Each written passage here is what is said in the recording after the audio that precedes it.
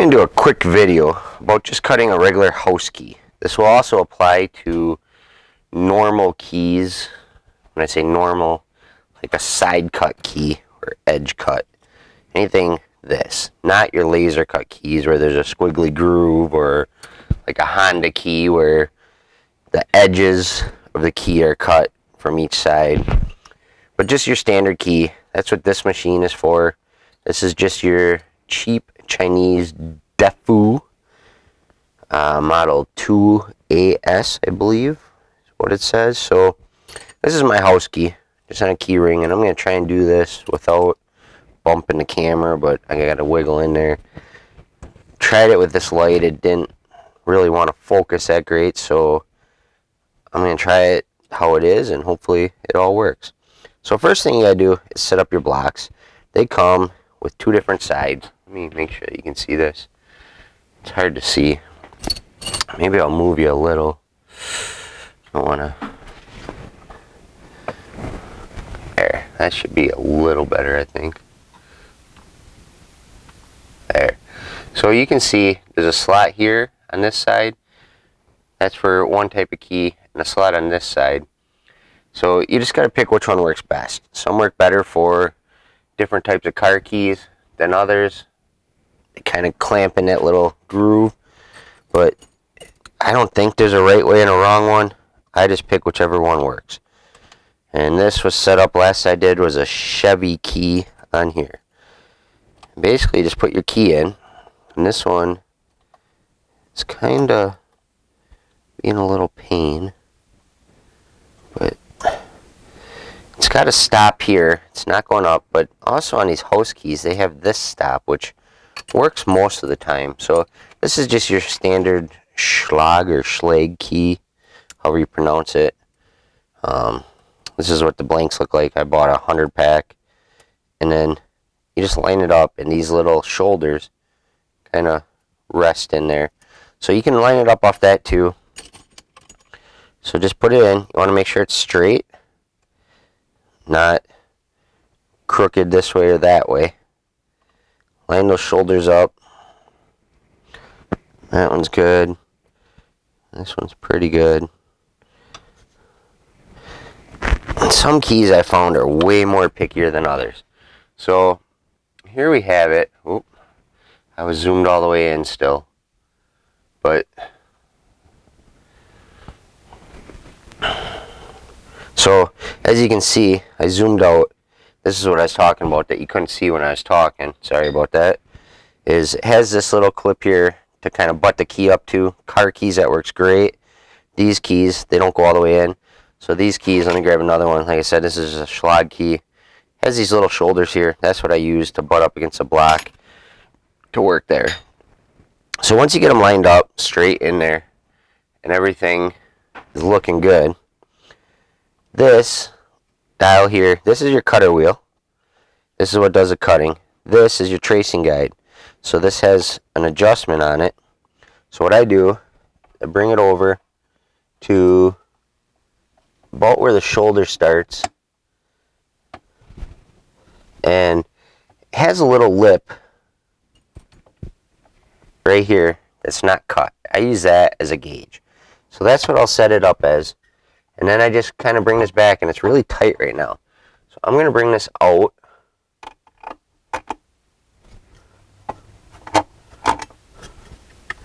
Now it's loose. So a little bit back in.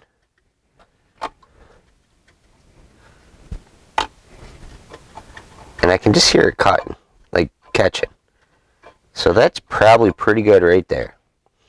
I want to make sure these are super tight so the key can't move. And the way this is designed to cut this way, because this is angled. There's a video on YouTube of a guy, he says he likes to go this way for whatever reason, but it's designed to cut so it traces that angle going this way, like this, and it'll cut in there. So, fire it up. Hopefully it's not too loud. Just let it touch, and then just slowly turn this knob and just let the key do the work, the machine do the work.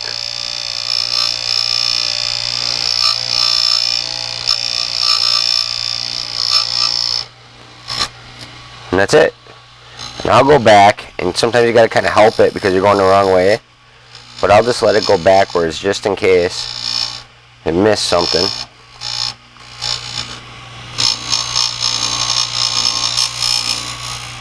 And we're all done. Simple as that. Slide it over into the lock position there. Take the key out. Got a new cut key.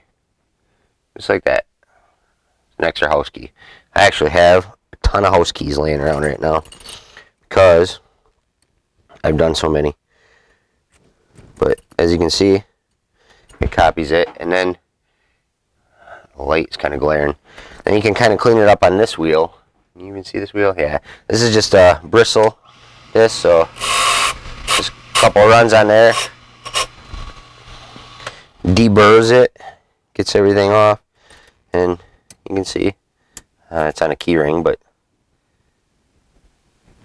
hopefully you can see keys are pretty much identical.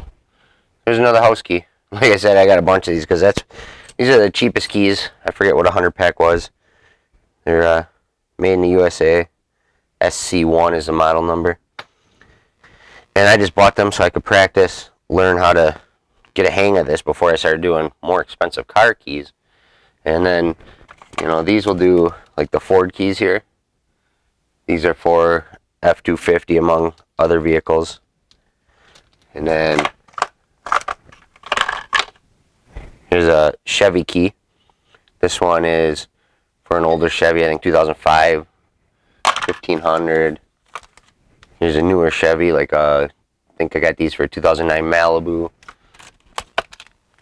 And then there's other keys like this, the flip key is for laser cut keys, and this machine will not do these. There's another machine I have over here just for these, and I'll do a video on that later. But that one is a lot more tricky, and I buy 10 packs of practice blades just so I can get the hang of it. And the first one I did, I went through all 10 before I even thought about getting it right. Here's another key. This one's for an F350, newer one. This is for a Dodge 2500 truck. So once the word got out that I could cut keys, I became pretty busy, and it's kind of enjoyable. These machines, I'll tell you, they get the job done for the most part. This one is really reliable. This laser cutter, let me see if I can transfer over there. This thing, it is picky. It is hard to set up. It is not as easy to use as this one. This one is great. Very simple. It doesn't take much to set up, like I said, just as long as the keys are straight and they're at the same distance. This guide pin is set so that it contacts the same time as this, and you go. Easy as can be. So hopefully help somebody out. I know there's some other videos on these out there, but just thought I'd give another opinion. I know when I was looking, I tried to search every video I could to see which one, you know, as many opinions as I could. Some said they were garbage. Lots of bad, not lots, but I would say there's mixed reviews on these but I think a lot of it is probably user error. I did have to take some time to set things up and get everything adjusted right, figure out the blocks. It takes some time. It's not something you're just going to get in the mail, push the button, and go. It takes some thinking and some practice with it. That's why I bought all those keys, just to practice house keys. Like I said, I probably just wasted, I don't know, 10 cents or whatever it is. But this other key machine, that one takes way more work to set up and way more practice with it. I think I got it. I've only done one key with it. I got more to do, so hopefully get that going. I would like to get a better machine in the near future. So one of the, I think X-Horse is one brand where it's kind of, I don't know if you're going to call it CNC, but it is automatic. It touches off the key and then just cuts it, traces it, where you don't have to do anything, and you can input codes, cut your own keys. But I think they start at around $2,000 and go up from there. So it definitely is an investment. This is something, a little story, backstory, since you're here. If you don't want to hear the story, I guess skip to the end. Or just shut it off now because I think we're done with the how-to part. But how this all started was I bought this IM 508 programmer. So a friend of mine had an F250. Had, where'd it go? Had this type of key. And you can see without too much glare, just an edge cut fob built into the thing. This is 2016, so I get a lot of my keys from UHS Hardware. It seems like a reputable company. Have been good to deal with so far. List the vehicles it's good for. Really handy because other places I got, they just give you a key. Doesn't list what they're for. So a little harder to, once you do it, I order 2 keys all the time. Somebody tells me they need a key, I order 2 just to have a backup in case I mess up cutting, in case something doesn't program right, whatever. I like to have extras so I don't look like a fool and can hopefully get right on a second try. Since I'm kind of new at this yet. But anyway, I cut this key. He had a truck, and long story short, if you know anything about Fords, they have a My Key option. His truck only had 1 key with it. It was not a My Key, it was a master key as they call it. So what he did was he was bored one day, I guess, and I almost did this on my truck too. I have a F250, and I was just playing with the dash option since there's so many options in there and just seeing what all was there. And you can activate a My Key. The problem is you need a Senkit key, which isn't a My Key, to deactivate it. So he was going through pushing buttons, programmed his as a My Key. You can do that easy on the dash. Just get in there. And you can set different options as far as like max speed, stereo volume, if the seatbelt's not on, this and that. There's a bunch of things. I haven't looked into it too much. But I know it's basically set up so that when your kids start driving, you can program it so they can be safer drivers. A little guidance for them, I guess. And so that the stereo can't be blasting and too many distractions and whatnot. Anyway, he activated it. So now he has 1 key. It was programmed as a My Key. So he couldn't listen to stereo, basically. It was very low volume, anything over 5 miles an hour, I think it was. It sucked for him. And I rode with him a few times, and he was complaining about it. So his wife ended up losing her keys to her Dodge truck. Called the locksmith. They had to cut new keys based on the VIN, program them to her vehicle. And while the locksmith was there, he just asked him, hey, how much to do my truck and get rid of this My Key thing? Make a Senkit key and do that. The locksmith told him $250. So he asked me, he knows I do a lot of work on cars. He's like, can you do that? He knew I had a pretty good scan tool. And I said, I think I can. I'm not sure. I haven't ventured into the mobilization part of that yet. And I don't like taking chances in case something was to happen and let's say I erase his old key and can't get it done and then his truck's just stuck. I don't want to be responsible for that. So did some research. I ended up buying this tool. I have an Autel scan tool, which is very nice for diagnosing cars. I ended up buying this 508, IM 508. It's right around $1,000, I believe. 300 something to update it each year. And this tool is just for immobilization, pretty much. And you can program new lock modules. You can do different things, right? VINs, I believe. I try not to get into things I don't know what I'm doing and break stuff. Because it can get expensive real fast, and I would be responsible for that. But the key part so far, and I know German vehicles are a lot harder than regular vehicles, so that part I have not ventured into until I feel more comfortable. But I've done lots of Dodge, Chevy, Ford, Honda, that type of keys. And this thing is amazing. It just goes in, boom, boom, and done. So anyway, I said, yeah, let me look into this. So I looked into it, bought this, paid about $1,000, got it, ordered a key, one of these keys, took it to the hardware store. He said he would, my buddy said he would pay me $250, towards the tool, to have a key cut. Took this to the hardware store. Figured I'd pay $10, $20, I don't know what, and they would cut it. Negative. No cutting for me. Hardware store will only cut keys that you buy from them, which is about $80 to $100 per key, which really takes all the profit out of it and kind of left me with a brick. This thing was pretty much useless if I can't get keys cut. So that's when I started looking into it, what the cheapest key cutting option was. Since it was edge cut, I got this. Don't remember exactly how much I paid for this. I want to say $225 or so. I know this one was more expensive than a laser cut, which I found really weird because the laser cut looks more involved than this one. So I bought this. Said, all right, let's do it. Got that. Got him programmed. Actually, I bought an extra key for my truck. I had 2 keys already, but I'm like, I'm going to do my truck first. If something happens, I got an extra vehicle, take it to the dealership, pay them to fix it, whatever works. Part of the learning experience, I guess. I call that my college education, when I mess something up and have to pay to fix it. So, got mine done. No problem. Cut the key about as fast as I did this. Well, twice as fast because I got cut both sides. And then went outside, programmed it with this. Done. No problems. So, called him over, did his, no problem. All of a sudden, people started finding out I could do this.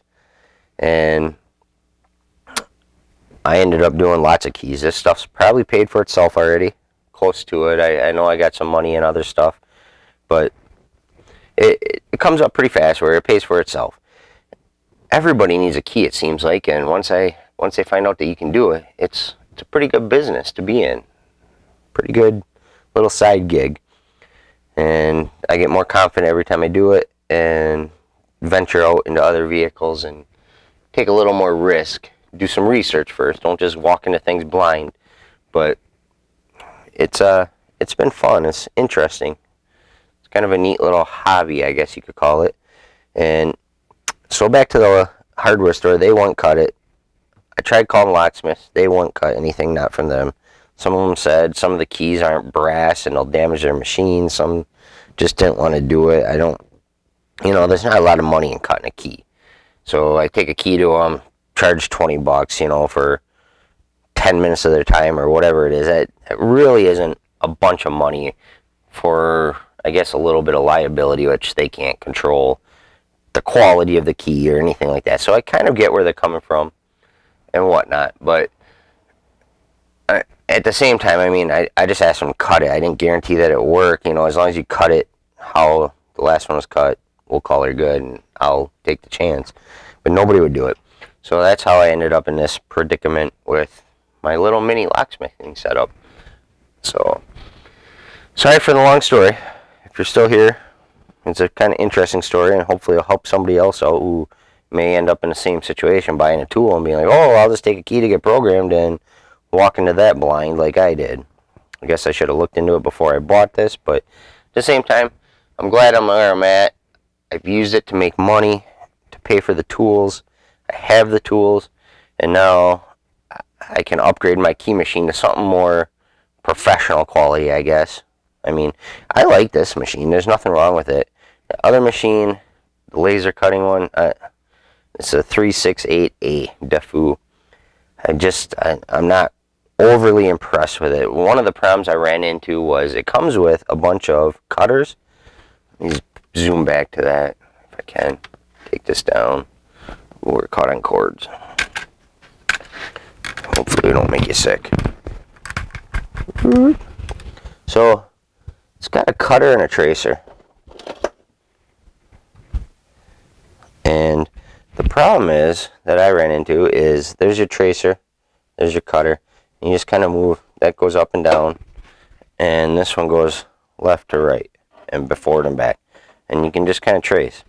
Problem I ended up running into was the tracer and the cutter were not the same diameter. Chinese quality control, horrible. So what I was running into, I did a Honda key first, which, if you know how those are cut, it's not a groove down the middle. It's kind of a groove on the edge, but it doesn't go all the way through the key. So you got to get the right depth and the right groove. But I did that, and it worked. I tried doing a key for a Chevy Sonic, which is a groove down the middle. I'll never understand why they call them laser cut, because there's nothing laser about this machine. But it is what it is. And I could not get it. It would go in the ignition. It just wouldn't turn like the pins. I ended up taking the lock cylinder out and kind of seeing what was going on, because it was such a pain in the rear to do. And that's when I found out that it just, everything has to be perfect. The depth and also the, the slot in it. So this was not doing it how it needed to be. And I ended up getting it. I ended up using a micrometer and doing the pins. I bought some new pins. Hopefully that works better on the next one. Hopefully a little higher quality. Hopefully it's just the pins. I don't know. I gotta see. I wish I had a car of my own that I could play with this and get it dialed in versus before telling somebody, but I'll just be honest with them when I do it. And I've been honest with everybody. I say, hey, I am not a locksmith. I got this set up. It's what I do as a hobby. And so, if I ruin a car, as far as locking them out for whatever reason, I'll take care of it. I'll pay to take care of it. If I can't get it to go, I won't charge them anything. That's how it is. I eat the costs. Like I said, I call that my college education. That's what it cost me. So that's where we're at. Fun little hobby. Hopefully this helps somebody else that's getting into it. Sorry for the long story. Just trying to explain all the ins and outs. And hopefully somebody else can either make their own keys or start a little hobby like I did. Thanks for watching.